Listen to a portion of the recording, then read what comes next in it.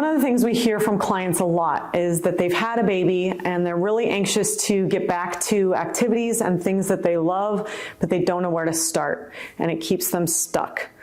I'm very, very passionate about helping you not feel stuck. Hi, you guys. I'm Amy Vanderlinden here at Moment of Truth Physical Therapy, and I'm one of the pelvic health physical therapists here.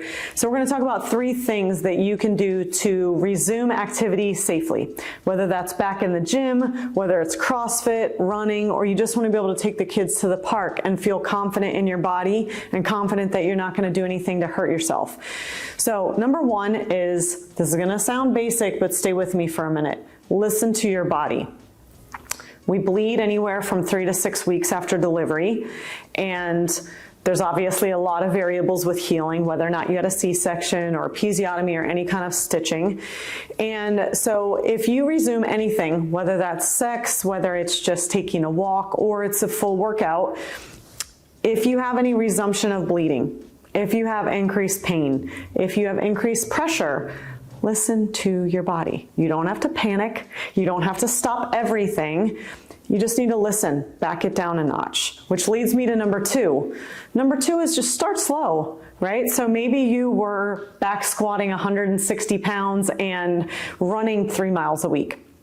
Not 3 miles a week. Runners are going to laugh at me. I'm not a runner. You're running 3 miles on a workout, right? Let's just start with a 3-mile walk or maybe a 1-mile walk, right? You can always bring it up with tiny notches each subsequent workout. When you overdo, it could potentially cost you, right? So we don't want to be fear-based about it at all. But if you start slow, you can always just kind of take it up a notch the next time you spend some time working out.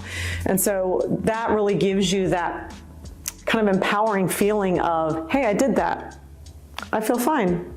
I can do a little bit more, rather than, oh my gosh, I overdid it, I'm bleeding again, or I'm having this pain, and then that just starts that fear cycle all over again.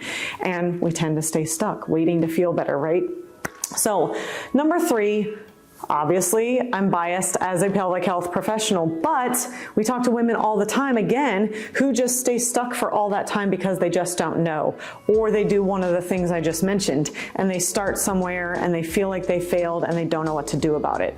So, see a pelvic health professional. You'll know exactly what's going on with your body. Then you can have a safe space to resume exercise. You'll know what's tight. You'll know what's weak. I know when you've had a baby, you likely feel like everything's just weak, everything's just stretched out. You don't even really want to look down there. Don't worry, that's our job. We'll check everything out. We'll be thorough. We do take into account and evaluate the whole body.